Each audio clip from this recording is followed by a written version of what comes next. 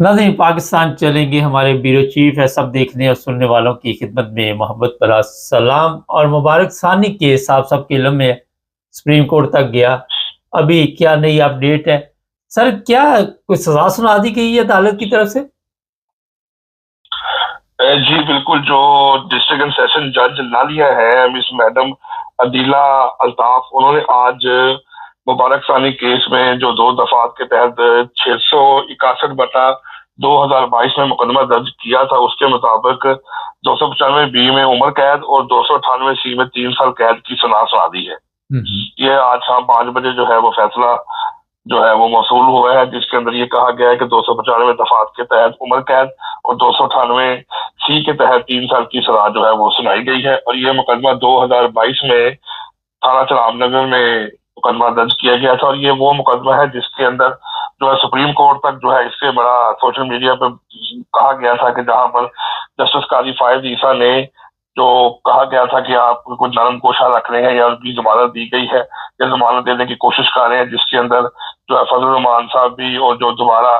जामिया बनौरिया के जो मौसम है वो भी, और इसी तरह मुफ्ती मुनीबुर रहमान भी शामिल हो गए और एक बहुत बड़ा मसला क्रिएट कर दिया कि जी अगर इनको रिहाई दी गई तो बहुत बड़ा मसला हो जाएगा पाकिस्तान में, तौहीन मजहब के ऊपर, तौहीन रसालत के ऊपर जो है वो कॉम्प्रोमाइज नहीं किया जा सकता। तो 12 इस केस के अंदर जो 2022 में दर्ज किया गया था, आज डिस्ट्रिक्ट सेशन जज जो मैडम है उन्होंने आज इसका फैसला सुना दिया। सर ये बताइए कि ये केस काफ़ी मकबूल भी हुआ और इसी की वजह से जो तहरीक लबैक के जो नायब अमीर है उनको भी 35 साल जेल की सज़ा सुनाई गई। तो ये जो मौजूदा हालात हैं, हम तो समझ रहे थे कि काफ़ी तब्दीली आ रही है, लोगों के अंदर और शऊर आना शुरू हो गया है जब से तहरीक लबैक के जो मामलात है आपने देखा तब्दील किए गए। तो इस वक़्त ये सज़ा सुनानी कोई अजीब सी लग रही है। जी बिल्कुल, जी आप ठीक कह रहे हैं कि ये वही केस है जिसके अंदर जो है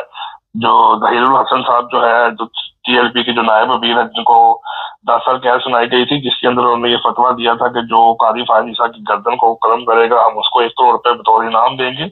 ये केस बहुत सोशल मीडिया पे बहुत ज्यादा जो मकबूल हुई हुआ, इसकी बहुत ज्यादा ट्रेंडिंग में चलता रहा है। लेकिन आप ये देखें कि पाकिस्तान के अंदर जो मुल्लाइज्म है उसकी जड़ें बहुत ज्यादा मजबूत हो चुकी हैं, और जितनी भी अदालतें हैं और ये जो जितना भी केस 2022 से लेकर तकरीबन कोई 92 के करीब इसकी हियरिंग होती रही है, जो इसे आप कह सकते हैं कि ट्रायल चलता रहा है। तो इतने केसेस के अंदर जज साहब के ऊपर प्रेशर बिल्ड करना, जज साहब के ऊपर प्रेशर डालना और मजहबी मुनाफरत को हवा देना और नेशनल एक्शन प्लान की खिलाफ वर्जी करना, ये पाकिस्तान के अंदर चलता रहा है। तो ये तो टीएलपी जो थी जिसको उन्होंने ये क्रैकडाउन किया है उसके बाद उसको पकड़ा है, लेकिन ये जो लोग हैं मजहबी तौर पर ये उनसे इतना ज्यादा खौफजदा है कि अब भी यही लग रहा है कि इंसाफ के तकाजों को पूरा करते हुए फैसले नहीं किए जाते बल्कि प्रेशर में आके फैसले किए जाते हैं। तो इस वक्त जो 2022 में केस था और इसको पता भी था कि सारे मामला जो है वो अदालत ने सुने हैं, हाई कोर्ट ने भी सुने हैं, उसके बाद सुप्रीम कोर्ट तक बात चली गई है और एक बेंच ने फैसला सुना है जिसके अंदर उन्होंने इसको दोबारा रिव्यू करने का भी कहा गया था। तो लेकिन सारे मामला के बाद भी जाके जो है डिस्ट्रिक्ट सेशन जज ने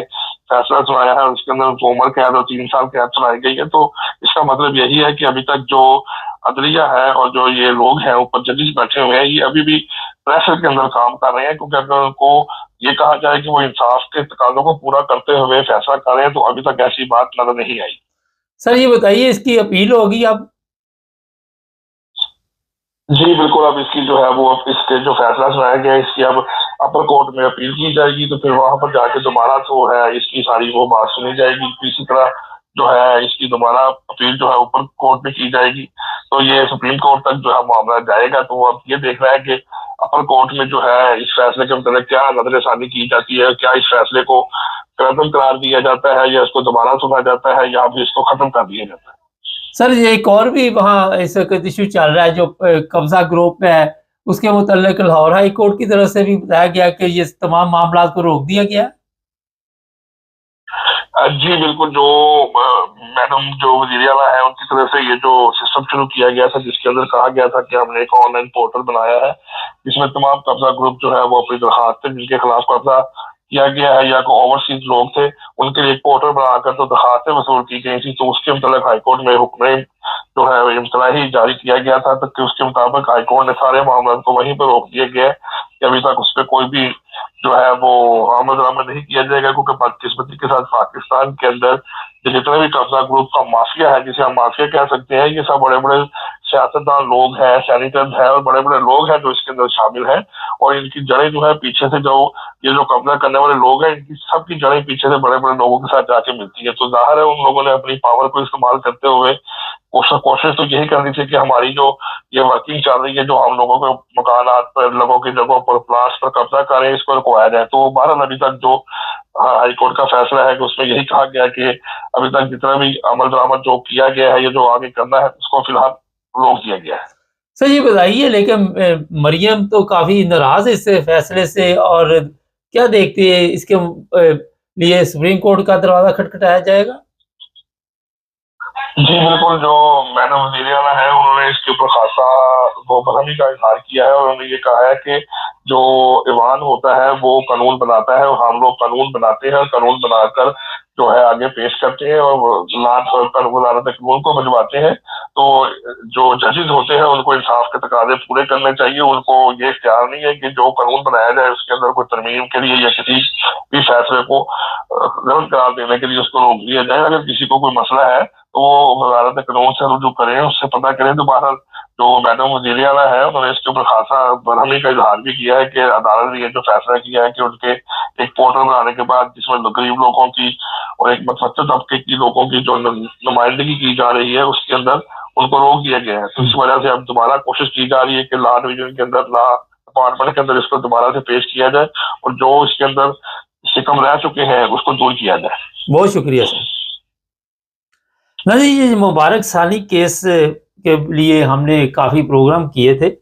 और ये सुप्रीम कोर्ट में मुझे याद है जहाँ तक 5000 शायद कुछ इसके करीब ज़मानत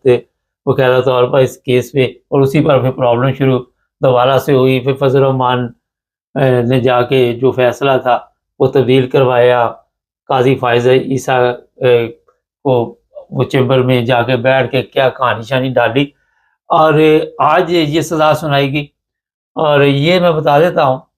कि जिस तरह अभी हमारे ब्यूरो चीफ ने बताया कि उलमा का प्रेशर बहुत ज़्यादा अदालतों के ऊपर, जो जज है ये खतून जज है और इनके ऊपर प्रेशर के ज़रिए ये सारा कुछ जो है ये जो फैसले करवाए जाते। आप यहाँ से अंदाज़ा लगा सकते हैं कि केस की अहमियत ये बताई गई थी कि शायद उस वक्त फायज़ ईसा ने कुछ इस तरह के बयान भी दिए थे या रिमार्क्स दिए थे कि ये ज़्यादा सज़ा काट चुके हैं, इतनी सज़ा बनती भी ना होगी, ये बंदा जेल में बैठा हो। इस तरह के कई हमारे अदालतों में केस चलते हैं। लेकिन जैसे ही वो फैसला सुनाया गया उसी वक्त फिर आपको पता है उलमा जो हैं उन्होंने फायज़ ईसा को कंट्रोल कर लिया और फिर अपनी मर्ज़ी के फ़ैसले लेने शुरू कर दिए। एक तरफ मौलवी खुद भी कहते हैं कि अदालतों में इंसाफ नहीं है, खुद ही ये जब शोर डालते हैं कि इंसाफ नहीं है, और जब ये खुद जाके अदालतों का जो इंसाफ है, अदल का निज़ाम है, उसे बर्बाद करते हैं तो वहाँ पे फिर इनको शर्म नहीं आती। हालांकि जो मैंने बात कही कि इतना बड़ा ये केस होता तो सुप्रीम कोर्ट इतनी आसानी के साथ उस वक्त ये रिमार्क्स ना देता या जो भी हालात थे। तो जनाब ये अदल का जनाजा वहाँ पे निकल चुका है,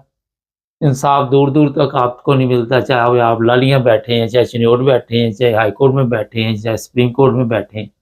ऐसे ऐसे फैसले होते। पिछले दिनों एक जना का केस पता नहीं ज़बरदस्ती जना का था, वो जी रजामंदी से कर लिया, 20 साल की बजाय 5 साल जेल कर दो। तो समझ से बाहर है कि कहाँ से ये जज जो है सारे फैसले लेते हैं, कहाँ इनके दिमाग चलते हैं, क्या ये कर रहे हैं। लेकिन कोई भी फैसला आता है शर्म ही आती है, उसके अलावा हमें तो कोई चीज़ नहीं आती। चैनल को सब्सक्राइब करें, जुड़े रहे हमारे साथ।